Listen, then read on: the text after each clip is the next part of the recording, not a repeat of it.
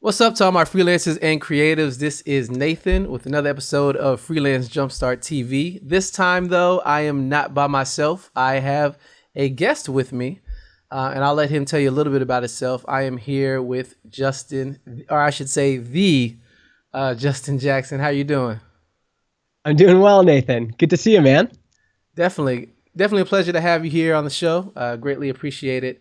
I'll give a little synopsis of how I view Justin and how I interacted with his content, and then Justin, you can just expand upon that and let people know a little bit more about you.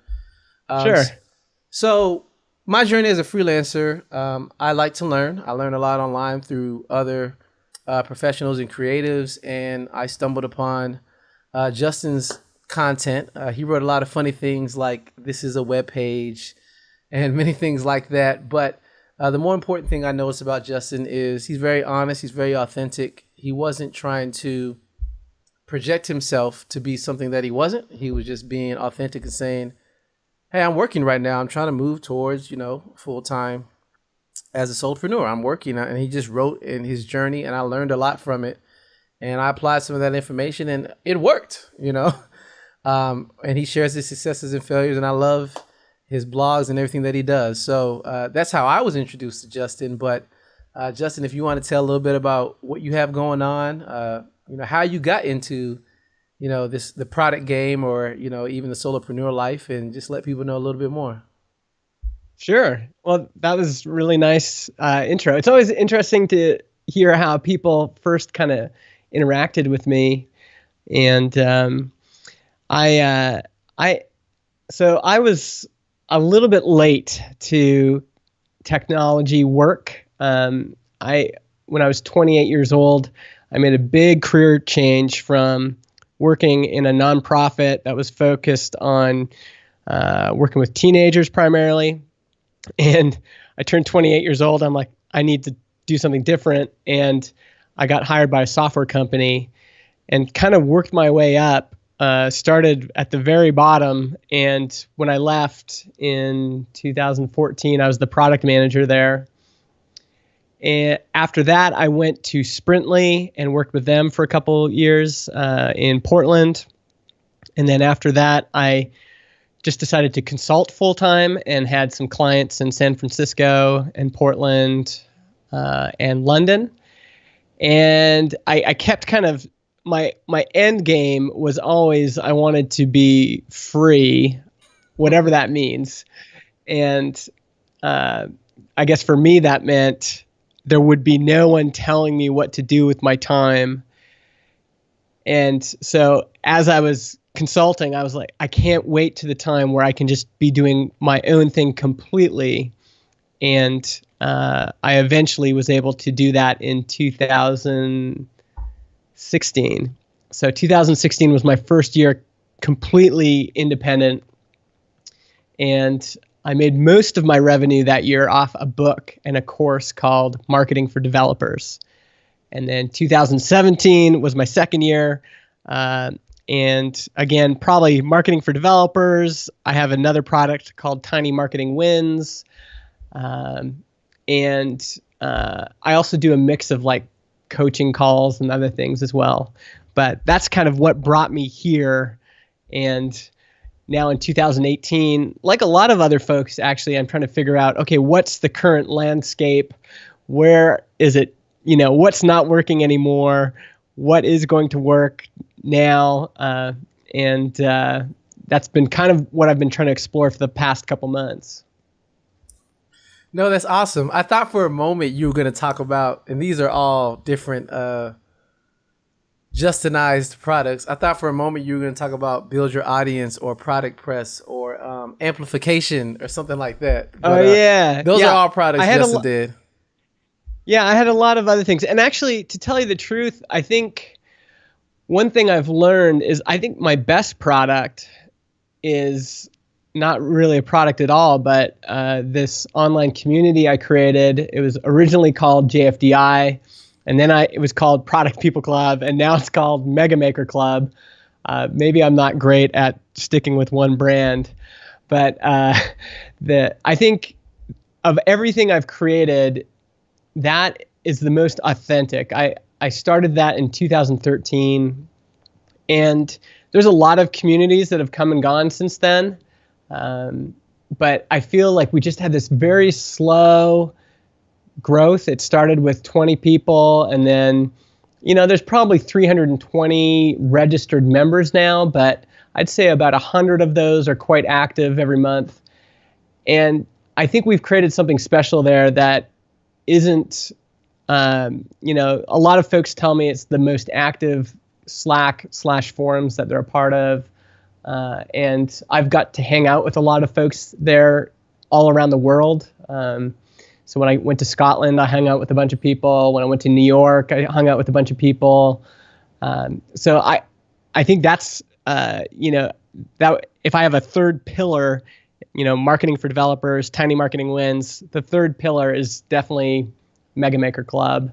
And that there's something about that. We'll probably get into this later, but that personal connection and relationship, it's very difficult to duplicate that somewhere else. And even though it's not like the biggest moneymaker, it's probably the thing I'm most proud of. No, awesome. Yeah, thank you for sharing all that. And along the way, I'm subscribed to Justin's content. So along the way, I got to see a lot of what he was doing, a lot of the insights of what he was building, why he was changing things. I like Mega Maker. Whenever I hear a Striker song, I'm thinking it's your podcast. I'm not thinking it's a regular song. I'm talking about his intro music, which is awesome. I love it. Yeah. And it's awesome. So, yeah, I still get a lot of value. One of my most favorite episodes from the Mega Maker podcast. Like he said, he has products. He has some services, but he also has the podcast. I love the episode, Being in Traffic Almost Killed Me, because I could relate. Actually, I was listening to that episode in traffic, and Houston has a lot of traffic. A lot of it. A lot of traffic. If something's 20 miles away, it might take you an hour to get there. I probably could have jogged and made it before. Yeah, anyway. That happens a lot, and I was listening to that, and I was like, wow, this is highly relevant as I'm sitting here in traffic. But on that episode, Justin was just highlighting the commuting was taking away time he could have been used for creating. And and driving and sitting in traffic like that also drains you too. It drains some of your energy. So but that was one of my favorite episodes. I think there's something about that I even need to remind myself of this now, but sometimes we, we'll come up with an idea, or, like now I've got the dream, right? I'm independent, but that basically means I'm just on a new treadmill, which means I have to figure out what I'm going to produce next. And in some ways it's more difficult now, because when it was my side project, there was no pressure for anything I created to pull in most of the income, right? Yeah. But now this is my only thing. And I think what you can miss, and the advantage of having a full-time job and doing something on the side, is, when you're doing it on the side, you are so observant about your pain and other people's struggle and other people's desires and what motivates people. And, being in traffic and stuck in traffic was incredibly motivating to me, because every time I got in that car, I was frustrated. And I knew once I started telling that story to people, so many folks could identify with that sentiment of, I'm here in the car, but this is sucking my life away. And I wish I lived closer to my office. I wish, and, that being stuck in my car motivated me to try so many things. I would go to my boss and I would say, listen, you have to let me work from home a couple days a week. And at first they said, no. And every time my yearly review came up, I'm like, listen, I'm going to leave if I can't get some of this freedom, because it's killing me to drive into the city every day. And so eventually they gave me one day at home a week. But even then I was I still had 4 days a week. And so I started applying for jobs. I applied for a job at 37 Signals, and Jason emailed me the day after I applied and said, hey, I want you to come to Chicago and spend the day with us. Went to Chicago, spent the day with them. And I'd applied for customer support position, which was lower than what I was doing. And they offered me the job, and it was way less money than I was making. But I was still like, I almost took it because I was so motivated to get out of traffic, you know? And so remembering those things that caused us pain, or, you know, those things that are there's so much struggle there that you're just motivated. You have this incredible motivation to move. Yeah, it was a lot easier noticing those moments when I wasn't full-time independent. And that's, in some ways, that's what I'm trying to recapture these days, is going back to where people are at, going back to what's hard, going back to, you know, the things that frustrate people so much that they're willing to get off the couch, get off the chair, and do something about it. No, thank you. That's awesome. And there are many people who can probably relate to that. Like I said, I know it's highly relevant to me. It's not a problem with commuting. People commute. There's some people who commute further than that. The issue is, you know, you're driving and it's just a reminder of, okay, time is being taken away that I can never get back. Do I want to spend 2 to 3 hours in a car? What else can I be doing with these 2 to 3 hours?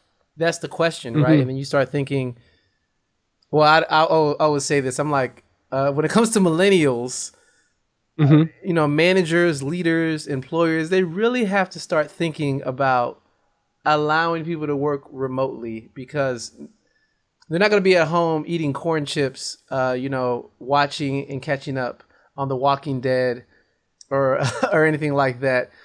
They can get their work done. You know, it doesn't have to be this big deal of being in the office. You have to start asking yourself the question, is being in the office the best environment for someone's creativity or for someone's work ethic? It may or may not be. And there's value in letting someone to work from home. So I'm just saying all this just in case someone's listening that is a leader or a manager. Listen to people, because Justin said, hey guys, I might look elsewhere. If he kind of was thinking like, I need this freedom, and if totally. It's either you're gonna let me have it or I'll get it. It's just you won't be here. Yeah, I'm going to mention this a lot because it's just the thing that's on top of my mind right now. I've been thinking a ton about motivation, and you know, it's funny because the solution that I jumped to was becoming an indie entrepreneur, because I was motivated to have more freedom in my life. I was motivated to want to live the place I wanted to live. You know, I wanted to live closer to the ski resort. I was motivated to spend more time with my family, all these things. And I chose as my solution indie entrepreneurship, but it could have been some other things, right? It could have been a workplace that said, you know, you can work from home and we only work 7 hours a day. And, you know, there's all these other options that could have been.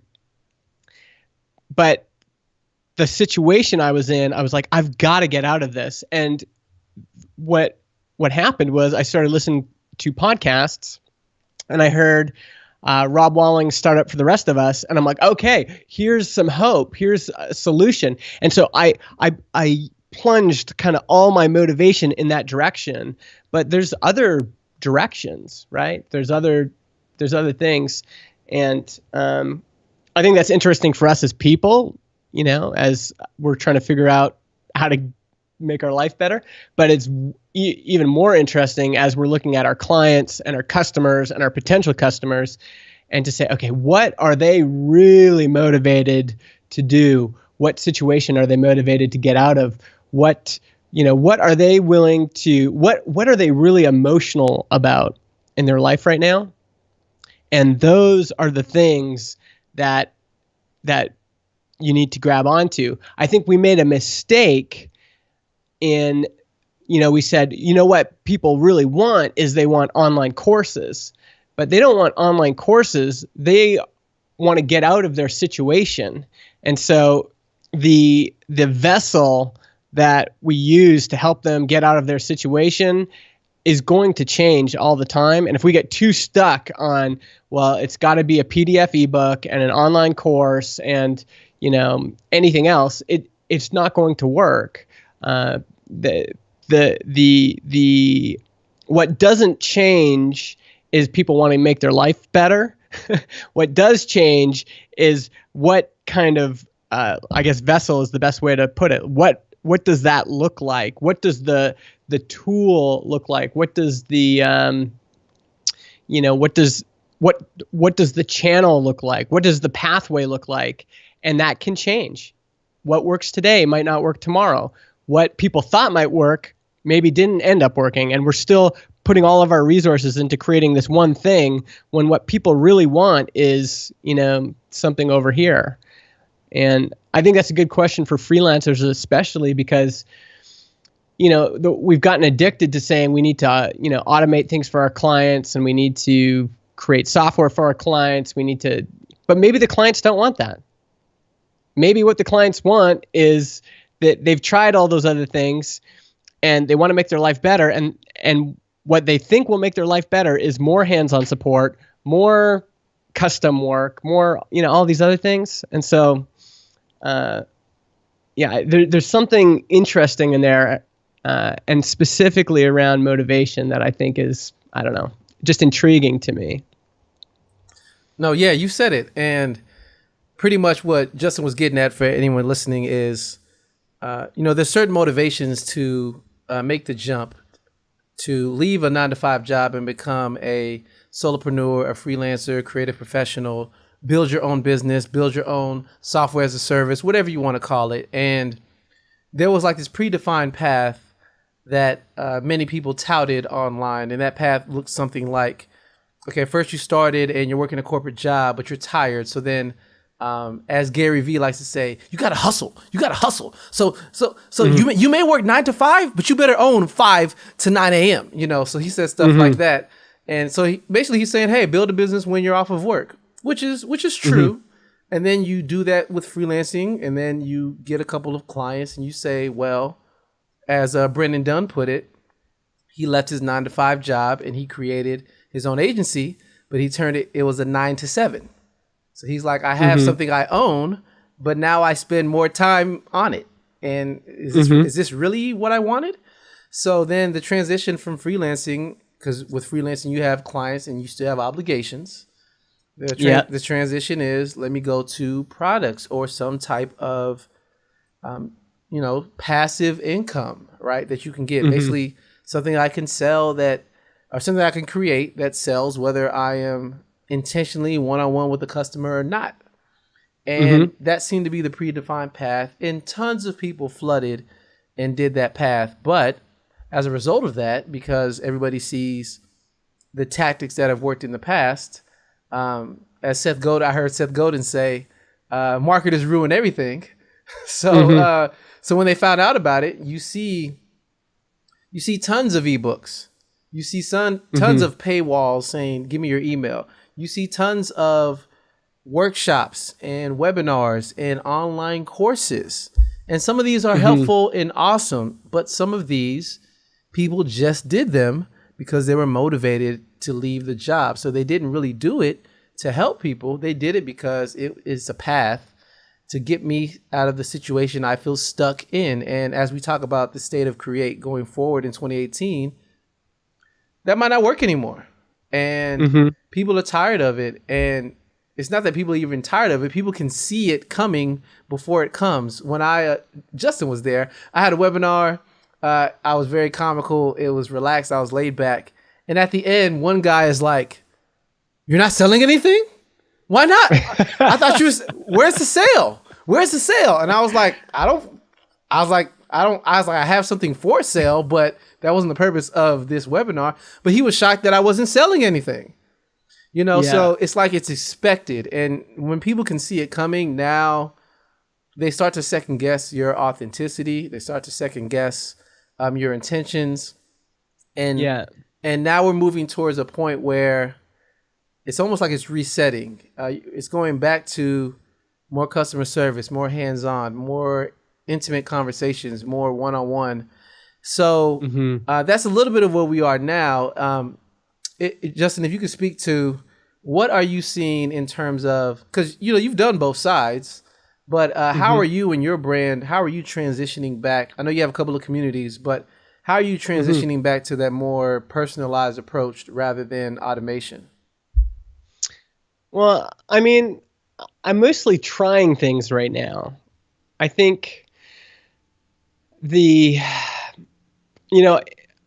some ways I'm a good example. I think I was just at the tail end of, for me, what really kind of started this was seeing Nathan Barry, and very early on seeing the success he had with his books and his courses. And I think a lot of people kind of followed his roadmap, and I was at the tail end of that. So, yeah, me too. I was maybe a year or two, or maybe even 3 years at the end, and I didn't miss it entirely, but I think those of us that weren't first and hadn't yet built up a big machine, we felt it first because we're competing against other people that started late, right? And I just started noticing, like, there is way more competition. When I email a potential customer, they're replying back and saying, "Oh man, I would have loved to have bought your thing, but I just bought this person's thing." And it was happening more and more often, and more products of a similar nature were coming online.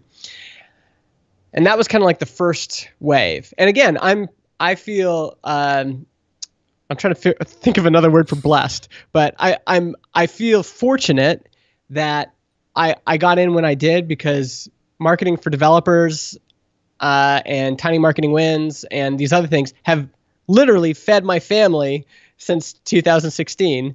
And, in 2015, it wasn't my full-time income, but it was, it paid for braces and other things, right?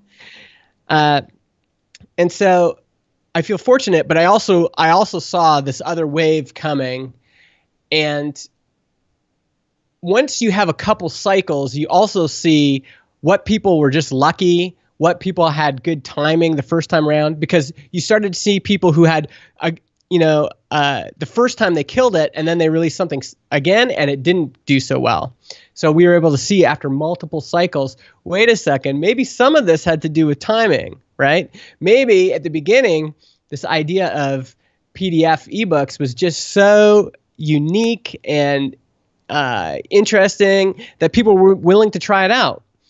But once you get that folder in your Dropbox called Books and Courses, once that starts to get to 10, 20, 30, 40 items, you got all these, PDFs and ebooks and courses in there that you haven't used. It's going to be harder to, the next time someone pitches you something, to buy another thing. And whereas when Nathan started, I didn't even have a Books and Courses PDF folder. You know what I mean? Like, I created it for his book. And so, and it was easy to, I read his book in a day, and I was like, okay, well, that was interesting. And, it just changed. And so I think that was the first thing. And like, did you notice that too? That kind of cycle of, maybe at first it was super kind of, I'm trying to think of the other word for unique, but unique, unexpected. It just was notable. It just was. Well, I guess you could say it was a fresh take on online learning that wasn't sitting in a college classroom. It was, I can learn to. Some people like to call it just-in-time learning. It was just-in-time learning. There's a skill or a strategy or a technique, and I can learn it very quickly and do it right now. So the whole just-in-time learning movement came about. And while you were talking, I looked up I have a folder called books, and I have 101 PDFs in it. I think I've read maybe 60%. There are other ones I have. So it's about 100. So 40 of them I haven't even read, but they're there.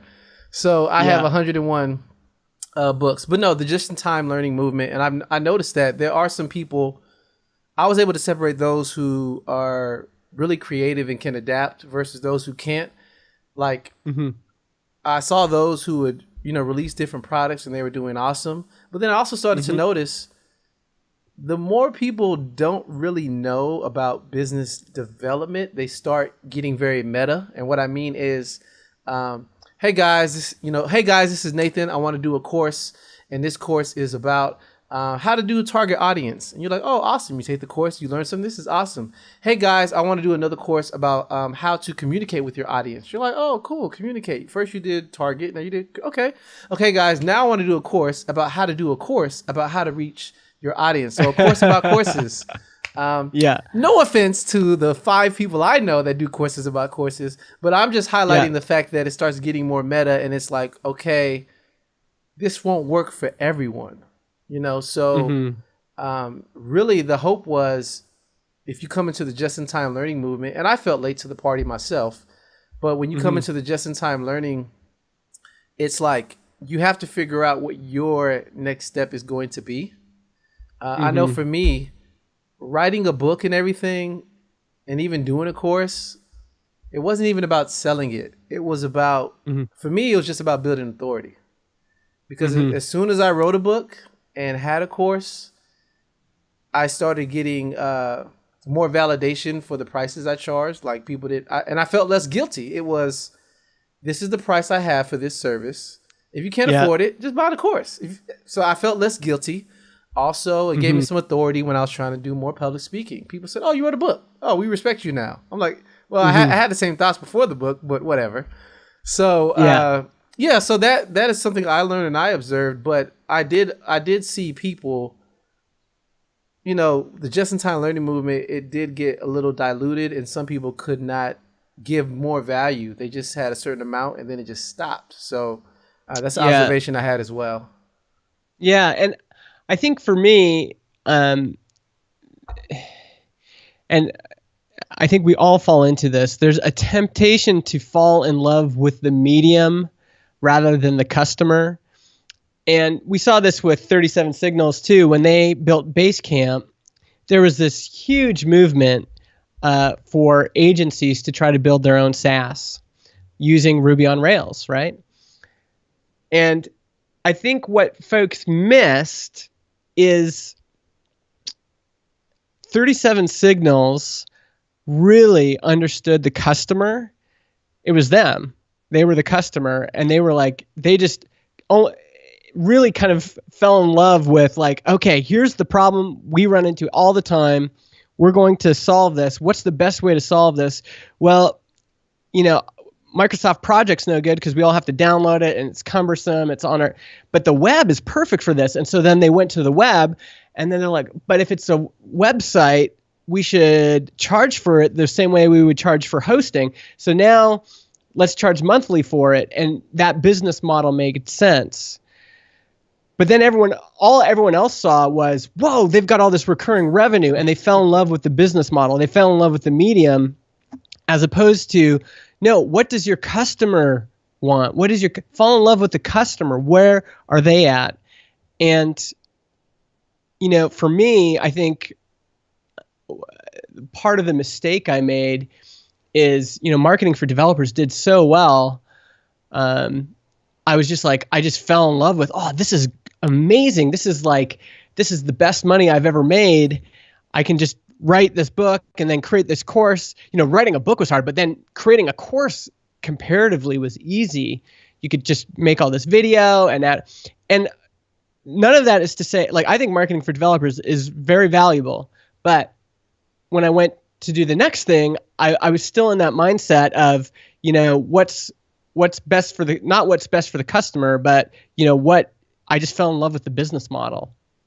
I can produce this as a single solopreneur, and I can put it out and I can make these margins. And as soon as you do that, you lose sight of customers. You lose sight of what they want. And to the point even where you get this like myopia where, I think Tiny Wins is the best example of this, because when I launched it, I launched it as a subscription, an annual subscription. And I was correct in that people really did want tiny marketing wins for their business. But there was all sorts of ways I could have delivered that. But I just said, no, it's got to be annual recurring because that's what I want. And when it came renewal time, people were like, well, I don't want to pay for this annually. What's the difference? Why would I pay for this annually when you're charging once for marketing for developers? This doesn't make sense, right? And I think I lost sight of, what does the customer, what's actually best for them? And I think part of even what I'm trying to think about now is like, we've tried courses and courses didn't work for a lot of my customers. So what am I going to do now? What's the next best way I can help those people? And, one of the things I've been trying more is 1 hour coaching calls. And I did one with this fellow the other day, and he said, I've bought Marketing for Developers. I bought your landing page workshop. I enjoyed them both, but this was about 100 times more valuable. And it was roughly the same price. And so for the hour, right? And so he got 100 times more value from a 1 hour phone call. And sure, in my corner, I could be saying, oh, this sucks. I can't scale this. But what's best for the customer? What's best for the customer is, in his case, is getting on the phone with me for an hour. And so it's not his problem that I can't scale it. I've got to figure that out on my end. Maybe I got to charge more. Maybe I got to do whatever. But, what's best for him? What's actually giving him results? What is he most motivated to even reach out and pay for? And then after he's paid for it and consumed it, what is he most motivated to actually use to go out and get results? And if all I'm thinking about is myself and the business model and the medium that works for me, I'm going to lose sight of the fact that there's these people out there that need help and are motivated to change, but they don't want to pay, an annual subscription or what have you. No, that's good insight, because honestly, I see this a lot on different day jobs I've had. When it comes to marketing, when people start yelling out tactics instead of strategy or the business problem they're trying to solve, it's problematic. When you say, okay, guys, we want to do a marketing campaign, and the goal of this campaign is to reach young adults. So we're going to try to reach young adults. Let's do a Facebook campaign. It's like, we don't even know what we're doing yet. Why did you yell out Facebook campaign? Maybe because, young adults are on Facebook, but we don't even know if they take action, time out, or let's do a PDF. Let's do a PDF to get emails for retargeting. It's like, we haven't even dove into the problem, and you're yelling out a tactic, not even a solution, a tactic, and it may look different. And to your point, that is really going forward. If you want to be authentic and genuine, that personalization is really going to help. I don't mean personalization like a subset of automation. I mean just taking the time to personally talk to someone.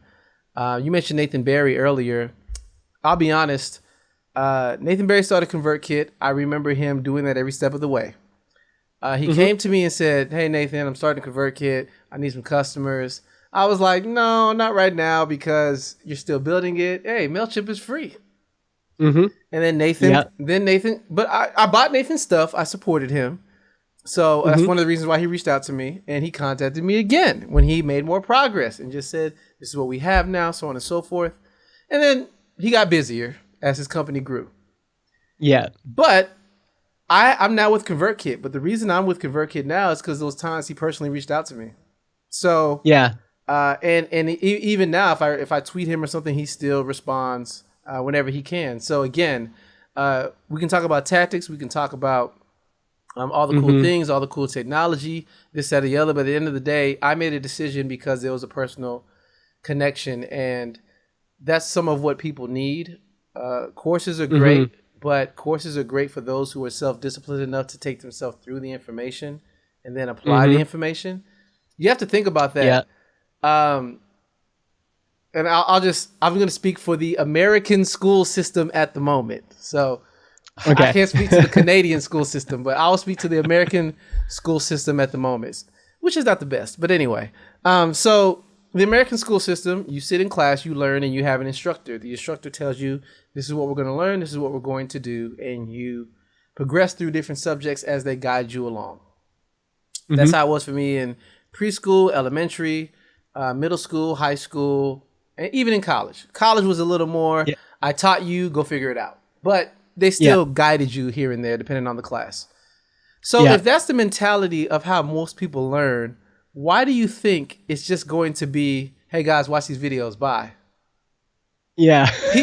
People aren't even used to that. Like now, if you've done a great job with a screen share and you're like guiding someone through an action from beginning to end, and you do a good job highlighting different things and giving some insight on why you're making decisions, great, good. But all the courses that I've purchased, not everybody does that. So if it's, they need someone to guide them. The whole value of, the university system is I can ask the professor a question during his office hours, and he's supposed to give me attention. So that's what's needed, honestly, nowadays. That is somewhat leaving. And, you're right in terms of that one-on-one approach, those coaching calls. It can be time consuming. It's not necessarily scalable in the way you would think about it. It's not necessarily scalable, but people appreciate it because in the sea of automation, and when I keep saying automation because I'm really thinking about chatbots, those took over, and it's like, whoa, chatbots are out. Everybody can use it, and you can engage customers by acting like it's a real thing. You can fake personalization and fake human interaction. It's like, quit putting so much effort in fake human interaction and just have some human interaction. And that's a realization that I had to have because I was copying people's tactics and trying to do what I read in a book or what a guru said until I was like, what do I want to do? Well, if I would want one-on-one time with somebody, it's like, well, then offer that. So now I have that as a part of my product offering, and I never did in the past. Yeah. And there's obviously a balance here. So like one of the things I've tried is workshops, and workshops have a lot of benefits because you've done a couple. You can have people show up in the chat. They can interact with you. You can get real-time cues from them. It forces them. A lot of the benefit of going to school, you're right, is the interaction you have between your professor. But a lot of the benefit is you've got to be at class. Like if you're not at class, you get in trouble or you lose your money. Like you're paying so you can show up and go to the lecture. And, when it's a self-paced course, you don't have that. No one's forcing you to open up, the video and start doing the work. You have to, again, think about the motivation required to like force yourself to ignore all of your work, all of Netflix and Twitter and Facebook, all the distractions, and then just like open up a video and go, okay, I'm going to watch this right now and like learn. It's hard. Yeah. And so workshops have a lot of those advantages, but they're not super easy to sell. And so this is where the balance comes in, right? So, and I think I'm going to continue to offer them. But, my friend Paul Jarvis has done a few now. I know some other folks that have done them. And everybody says they are harder to run and less profitable right now than courses. And the folks that have gone to my workshop say, this has been great, and maybe it just is going to take time, and that's okay too. It's going to take time from people saying, hey, I went to Justin's last workshop. It was awesome. You should sign up for the next one. But trying these things out doesn't necessarily mean just because you're offering, maybe you're offering something that is better for the customer, it still might be hard to get them in and actually have them buy it and schedule it and show up and all that stuff. Even right now, I think 30 to 50% of the people that pay for my live workshops don't show up live, and they've already paid, right? Yeah. So I think there's a balance here, and naturally, I think if you're running a business, you're always going to want to offer the thing that's working. So, if one thing requires less effort and you're getting more out of it, we're going to naturally want to do those things. But I think it's still worth trying it. I guess what I'm trying to say is it's still worth trying it, even though it might not immediately produce the best results and it might immediately be harder than doing something else. I think it's still worth trying, and trying probably multiple times. And that's the only way you get any sort of feedback is, okay, you bought my course. How's it going? Well, I didn't read any of the material. Okay. You bought my workshop. How's it going? Well, it was really good. I showed up for the last half of it, and these lines were really helpful for me. I'd say I got 3 times more value than your course. Perfect. We do a coaching call. How was that for you? Oh, this was the best. By far, 1,000 times better. You just being able to interact with you face to face it helped me so much. I got to do this again. Okay. Well, now I get to balance all of those things and say, okay, what do I want to put my effort into? But this one over here is clearly producing results. And, maybe I should invest more time in that, That's really the only way you figure this stuff out, is getting real feedback from real people. And, that's really it, isn't it? No, yeah, I would say so. You're right. That's awesome. You also hinted at something that it's taken me a while to, I guess, decide on what I was offering. But you hinted at something that I call, it has many different names. I've heard this called the trifecta, the product spectrum, the product triangle, whatever. Mm-hmm. And the whole idea is, and I'll just speak to myself, in the past, I was doing web design and I only offered web design. That was it. Web design. Mm-hmm. And then I was giving custom quotes. So it's like web design, and you're probably going to pay a lot of money. That's just it. Mm-hmm. Web design. Mm-hmm. But I wasn't really offering that much of a choice. So then I need to break down what I'm offering in some type of productized consulting. So maybe it's a coaching call. Maybe it is a strategy roadmap session. Then finally it's web design if they want to move towards that. But I already equipped them with the tools to do it themselves if they want to. But there's some value there if they want me to do it, and I can save them some time. So I'm just now getting to the point where I'm establishing all of that and offering it to different people. And products are a part of your product ladder, or your, product spectrum, if you will. So I just wanted to ask, do you think or feel every creative needs that, or they just need to focus on what's working, or does everyone need some type of product ladder and not just have one thing? I don't know. I'm just curious on your thoughts on that, because yeah. What's so tricky about all this is, from a business owner's perspective, I would say absolutely. The more income streams you have, the better. And there's been times, I wrote a little bit about this, but I had some mental health challenges this past year, and I was in therapy. I was experiencing some weeks extreme depression.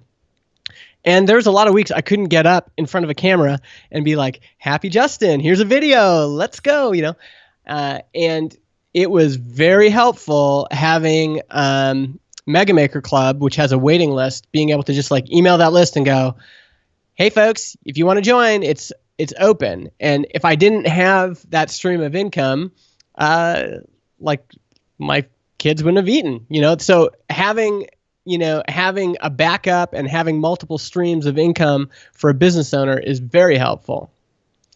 But I think what we're really getting to here is that it's not about us. It's about them. And as soon as I say this, it immediately forces you to say, there's people listening going, "Well, who? What do you mean?" And I'm like, that's the point. Who are you serving? And what are they motivated to change in their life? And how do they want to experience that change? it's all about the people you're serving. And so if, the truth is I have a mailing list of about 15,000 people. And, what's best for me might be having multiple income streams. But for sure, there's a lot of people on my list going, Justin, I'm like friggin' sick of you talking about all the things you got going on. Like that I've already bought your book. I've already bought your workshop. I've already in Mega Maker Club, like enough already, And, but if I go back to them, and this is what no one really thinks about and talks about, is you're always going back to people, hanging out with them in their world, not asking, what do you need right now? What do you need? How can I help you? Just hanging out and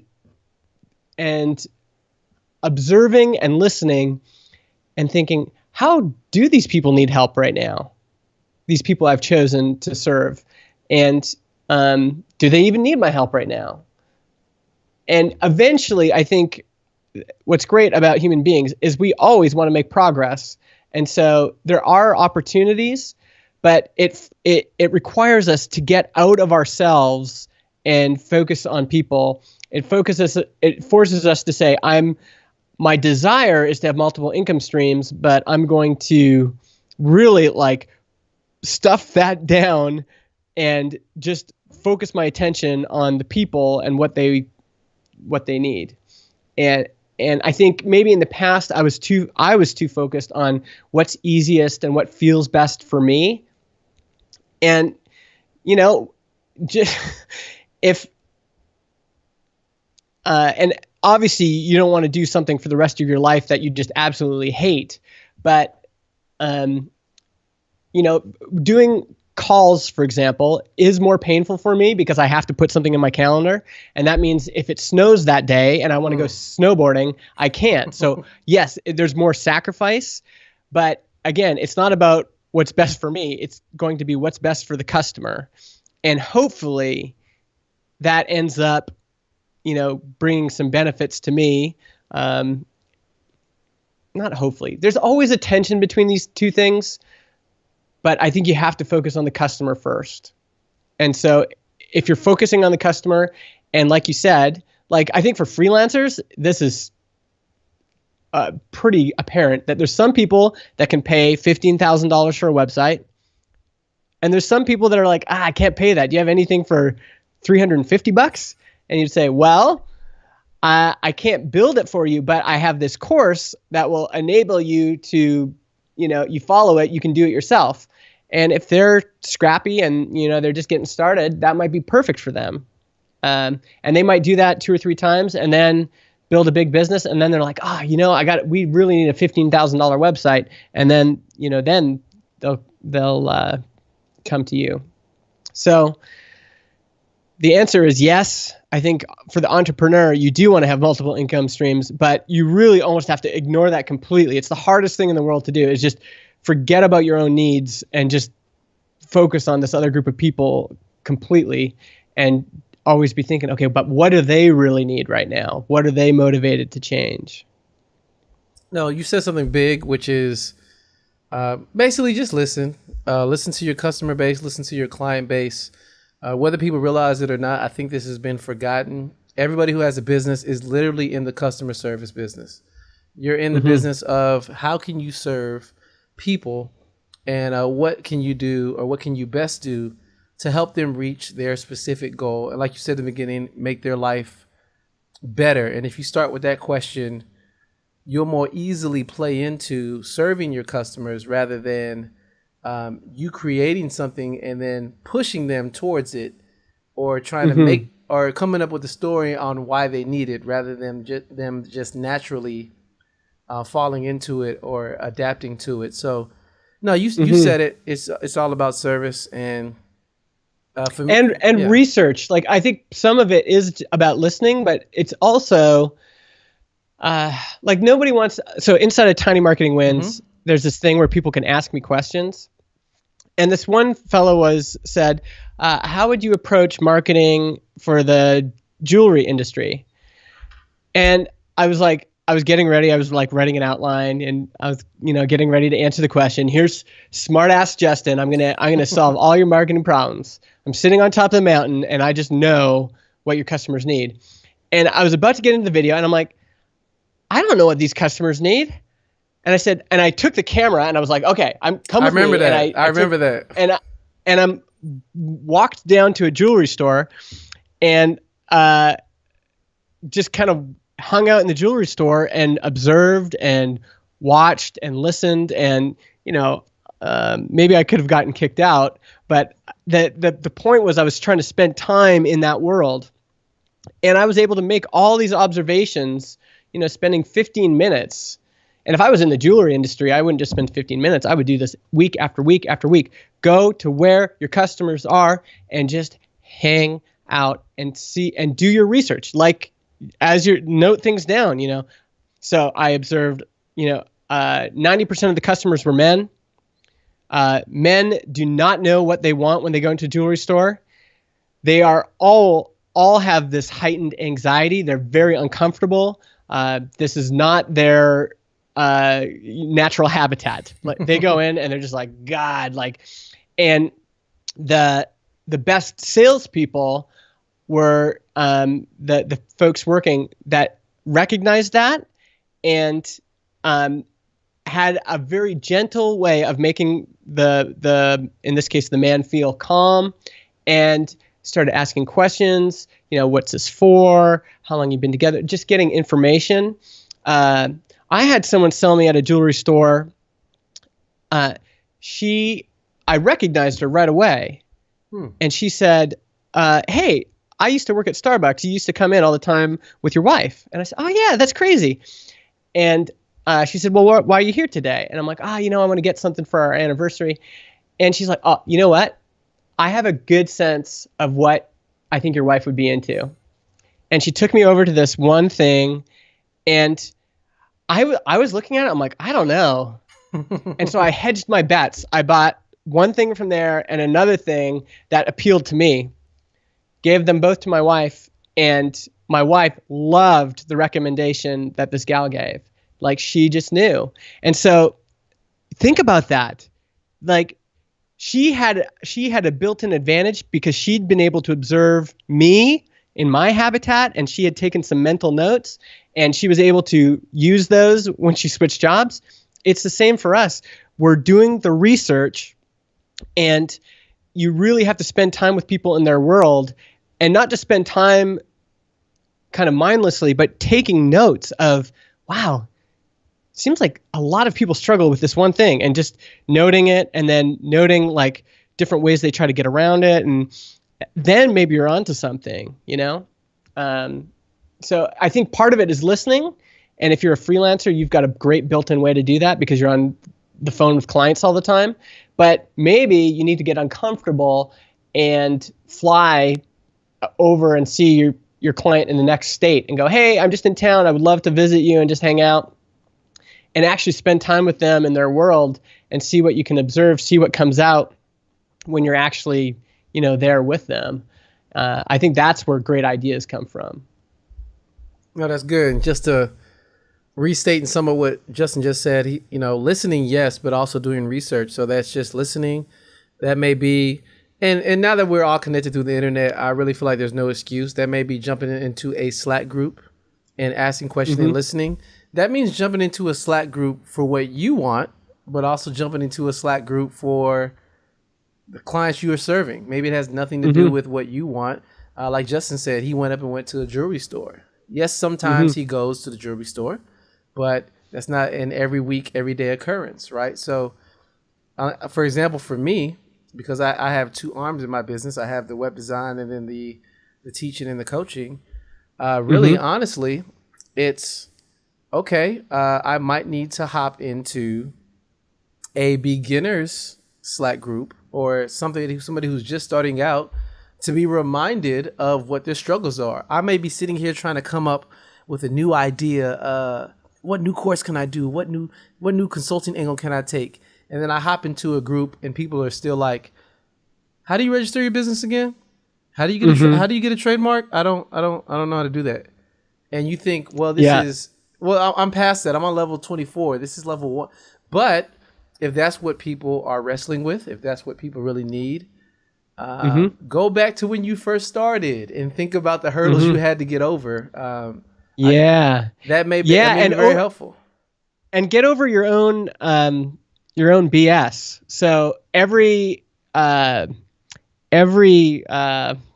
the word I'm looking for? Everything like designers, developers, marketers, managers, leaders, we all have our own things that are super important to us. And I think one of the things that's interesting about Basecamp is if you watch those guys, they're very interested. They're less interested in what designers believe and think, and more interested in what people think and believe. An example of that would be, I think it was Ryan Singer, it might have been Jason Fried, said, we always make fun of this as designers, but there's something about Comic Sans that appeals to people. And I know as soon as I say this, every designer out there is like, it's a nerve. But that's your own BS. That's something, yes, I know it's important. Yes, I know you're right. I know all that. But being willing to observe where people are at and go, but why are we crapping on that right away? Why is that our first reaction instead of being curious about it? What is it about Comic Sans that is so appealing to people?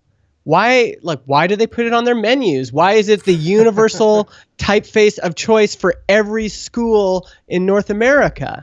What is it about it? And there's interesting answers, right? There's interesting answers about Microsoft and the default typefaces they gave to people, but there's also an interesting observation about human beings and what they want and what appeals to them.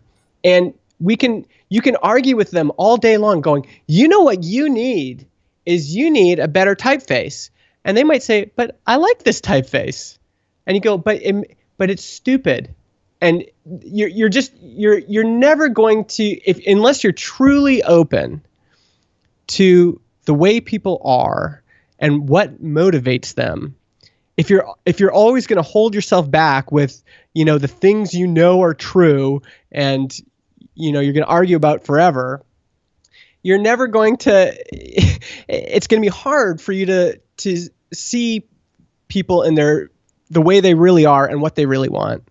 And I've seen too many folks, and it's not just designers, it's developers, it's business people, it's salespeople, it's North Americans versus Europeans. We all have our own things that we believe, and sometimes you need to get over that stuff in order to help people out. And if your first response to someone is, well, your sign is ugly, that might not be the best way to make a sale, right? And some of those things you've never tested. So maybe Comic Sans on your menu outsells Avenir Light or whatever you wanted to put on there. Maybe your principles don't always work all the time. And we have to move past that. You'll notice that all of this stuff is about moving past ourselves and what we want and what we think and what we believe, and just focusing all of our attention on what do customers want? What do customers need? What's going to be best for them?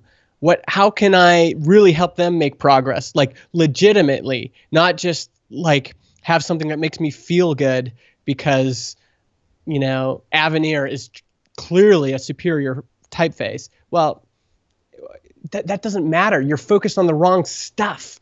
Like, be addicted to helping your customers make progress. And everything else you should be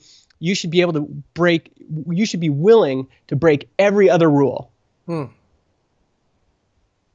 And I fall into this too, but I think that's the only way to do it. And if you can't get past yourself, if you can't get past this idea that, no, I'm right. What the customer wants is they want their work delivered to them in sprints, and they want what they need is their work delivered to them in sprints, and what they need is an app build and go, and what they need is all these whatever we decide to put up. You're focused on the wrong stuff. Like, focus on what actually helps your customers, what actually helps them make progress, what do they actually care about. And this is why jackasses like me can sometimes win over someone who's more talented, because I don't have all of that other stuff holding me back sometimes. Like, if this design outperforms this design, great, let's go with this design. I don't have all these other things holding me back. And if you're constantly a person who's being held back by these things that you believe are true but aren't necessarily best for customers, customers don't care about your opinions or your belief systems or your principles. All they care about is their given context and how they want to make progress. And if you look at your own life, it's true for you too. And sometimes I don't know why we expect other people to be different. Like, we started this conversation with me saying, like, my boss was offering me things that were better, it was good for them. But I kept saying, but that doesn't work for me. Yeah. But they're like, well, but every other business in our town operates this way.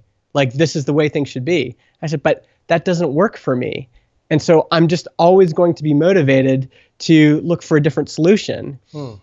And I mean, if I was a designer and the customer just loves Comic Sans, I would try to figure out, why do they love Comic Sans? What kind of results has it given them? What else have they tried? Would they be willing to try something else? But that means you have to be willing to the result. You have to be open to the results. And if the results, Avenir versus Comic Sans turn out to be Comic Sans wins, you have to be okay with it and go, okay, wow, that's best for the customer. We're going to go with that and embrace it, as opposed to holding on to something else. It's funny you brought up Comic Sans. I'm a little bit of a font nerd, so when you like Comic Sans, Avenir, I was like, I know all those fonts. I think they ran different tests in an elementary school with Comic Sans, and most people felt Comic Sans was more readable. Also, there was a funness about it that made them finish long paragraphs versus other straight fonts. They didn't. They just kind of started. They're reading. Now I'm skimming. But Comic Sans seemed fun. So, see, I know we're talking about, this is not about Comic Sans, but the learning is, those are some things about Comic Sans. If you make a suggestion, it has to at least still do that. Is it still readable? Exactly. Is it still fun? Is there an element of entertainment with it? Is it getting people to read the full paragraph? And in the context of digital marketing and different tactics, you can test those things. And like Justin just said, you have to be open to the result. And I'm guilty. I probably don't test enough, and that's actually like a great point that kind of summarizes everything, which is in terms of creating going forward in 2018, you're gonna have to try things, myself included. And you have to be willing to admit, I wrote this in my yearly review, you have to be willing to admit when something's not working. A lot of times I neglected to say something wasn't working because I knew it worked for Justin, it worked for Nathan Barry, it worked for Paul Jarvis. It has to work for me. I'm smarter than that. No, I didn't think that. But it has to work for me. That's the thought. But you have to be willing to admit that, hey, this doesn't work for me. I have to try something else, or I have to try a different way, or I have to test things, because everything is a test. If it doesn't work, forget it. I'm not married to it. If it doesn't work, I'll just try something else. And keep doing that until you find what works for you, because it's not going to work for everybody. And that's really how I'm operating this year. If it's not working, I need to change it up as many times as I can till I find a sweet spot, or at least until I encounter someone who can give me a perspective that I can't yet see. just like this conversation here. Give me a perspective that I can't yet observe or see that I may need to try. So yeah, I think those are all words of wisdom for everybody. They definitely can take and apply, if nothing else. If you learn nothing else from this conversation, common sense might not be bad. So yeah, it all depends on what's happening with it. I would love actually to have people like interact with that with us, because I know people as they're listening to this are like, okay, but, and they're yelling at their podcast player or whatever. But I don't know what the best, maybe hit us up on Twitter or do you have comments on your podcast? Yeah, I do, because since the podcast is video, it's on YouTube and it's audio podcast as well. So yeah, I mention Twitter all the time. So cool. Yeah. So want to make up a hashtag?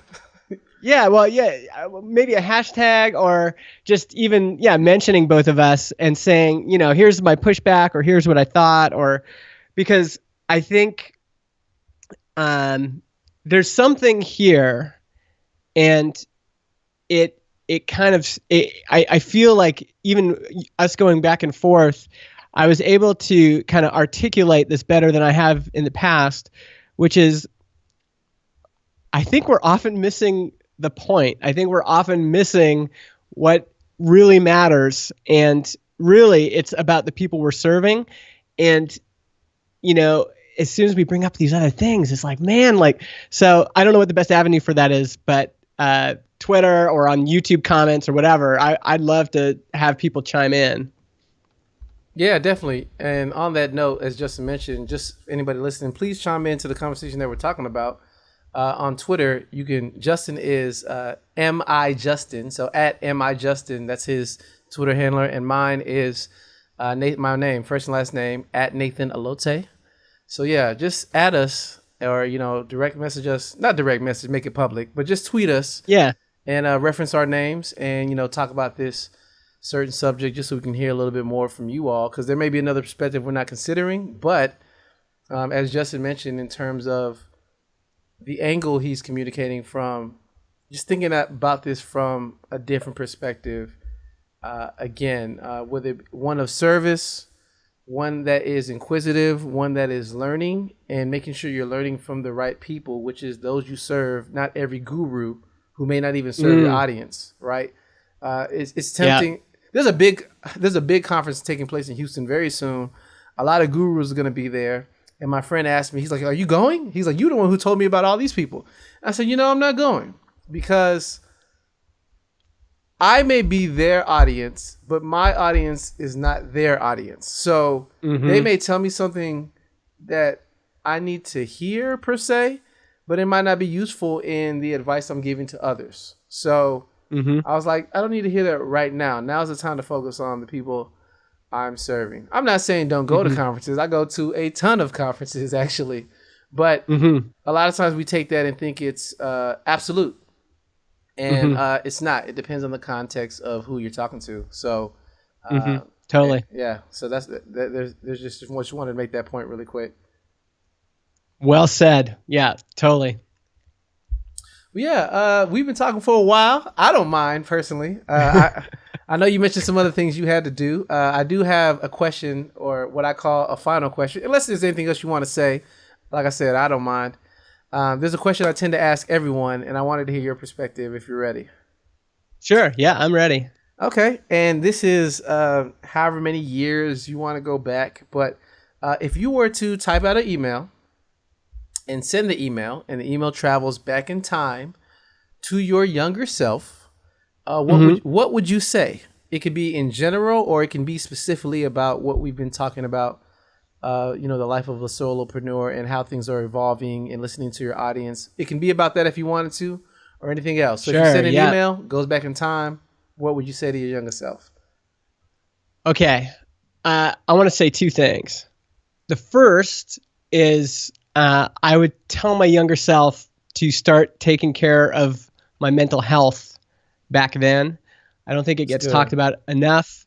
And specifically, I felt invincible, and I felt like I would never have problems with depression or any of that stuff. And so I thought, like going to counseling, for example, was something I was like, that's for other people. I would tell my younger self, go to counseling now while you feel healthy so that you are in the habit of doing it once a month even. And even if all you do is you schedule the appointment and you go and you just say, well, I don't really have anything going on right now, but I just want to get in the habit of seeing you and having a relationship with a therapist. I think that's super important. And until you have it happen to you, you don't realize how debilitating it can be.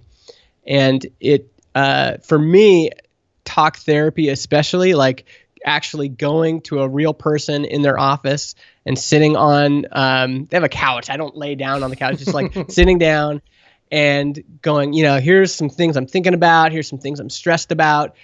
And having that other person who's trained, they're not just like a buddy that you go for beers with, but they're trained to help people make progress, with mental health and with their life and all those things. That has been incredible. And so I wish I could go back and get that started earlier. I think related is, in my teens and definitely in my 20s and probably a lot of my 30s, I just always thought I was right. And I probably wouldn't have broadcast this, but there was this feeling of, I think I'm more right than all of you. And that has been very destructive in terms of everything. Not being willing to be wrong, and also not being humble and curious enough to go out and explore other options. And so I don't think idealism is always bad. I don't think that having your own beliefs is always bad. But you really need, I think, being truly open to other ideas, being truly open and humble of not putting yourself on this pedestal and feeling like, I'm better than everyone else. They just don't know it. Or I'm better than, that person who has achieved that success, often I would like downplay it. They're just got lucky or whatever. I think there's this humility is a very just important characteristic, and being willing to say, you know what? I wonder what I could learn from that person, or this person, I do not agree with them at all. Instead of running away from that, maybe I should lean into that and actually, engage with them. Oh, I'm going to add one more thing. Third thing. Yeah, sure. Is I made so much of my life about seeking comfort. And so, like in high school, I wanted to figure out the easiest way to get the assignment done and get an okay mark.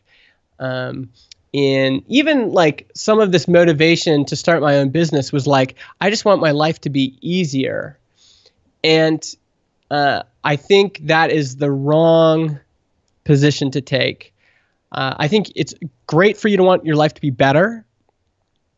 I don't think we need to go as far as like seeking out suffering, but I don't think our whole purpose in life should be to make ourselves as comfortable as we can.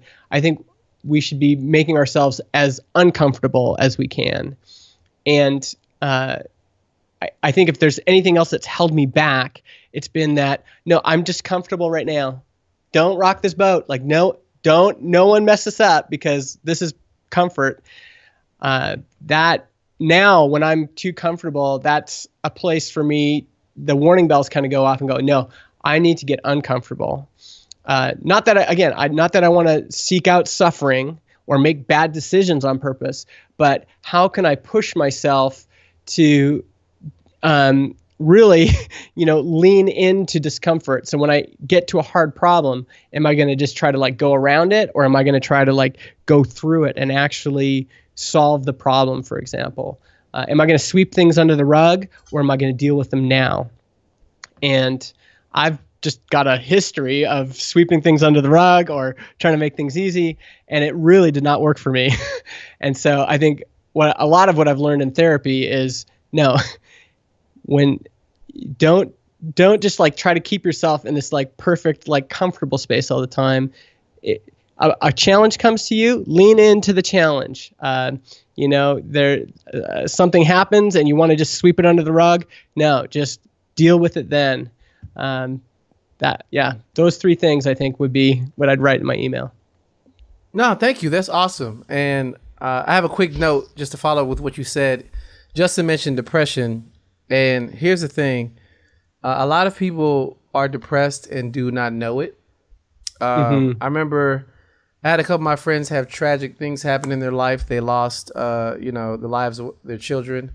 And one of them lost a brother. I just looked at them, how they were acting. I said, hey, you're depressed.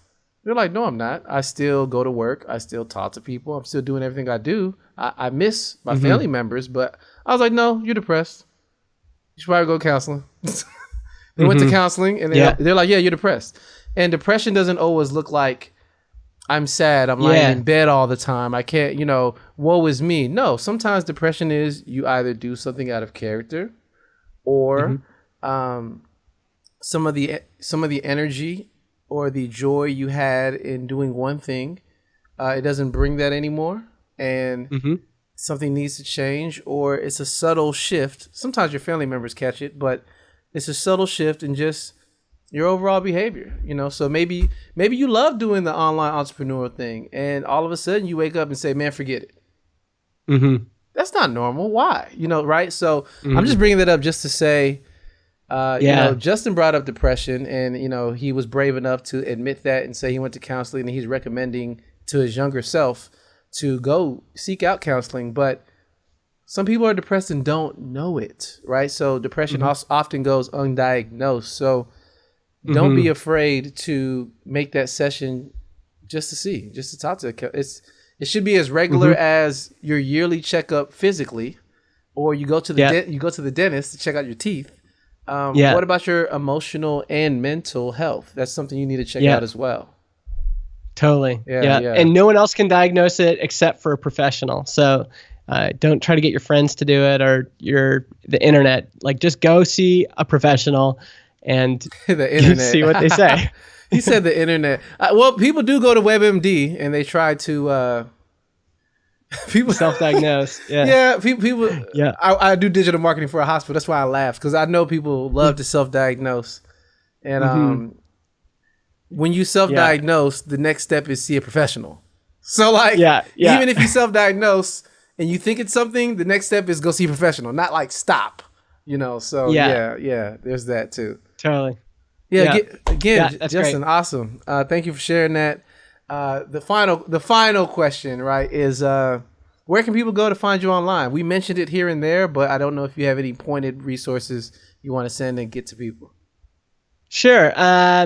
For all like my business stuff, megamaker.co. That's where you find my podcast and my products and all that stuff. JustinJackson.ca is my personal site, and I'm trying to write more human stuff on there. And so there's still a little bit of business, but that's a good spot too if you are interested in kind of like the human side of business or the human side of just living a life. And that's probably pretty good, either of those sites. Well, I'll put those in the show notes just so you have it. Both resources are awesome. On Justin Jackson, recently, an article I read, he was transparent about how he felt like what he mentioned earlier. He had a great product, but he spent $30,000 learning that wasn't the best. So how is it not the best when you made money? He dives into that, talks about fatherhood, talks about his family, talks about everything. So I think between Mega Maker, professional or creative endeavors, and his personal site, I think you get a well-rounded resource. So check those out, and I will include those in the show notes so you can have access to those as well. So Justin, I definitely want to thank you. You provided tons of value. I loved it, and I think this would be highly listened to because you said a lot of nuggets of wisdom, and pretty much the whole talk was, I would say. So just thank you again for taking the time to do this. Yeah, I always like interacting with you, man. So I'm happy to be here. Anytime. We could do it again sometime too. All right, cool, man. Awesome. Well, Thank you again for checking out this episode. I greatly appreciate it. And I will catch you all in the next one. See you later.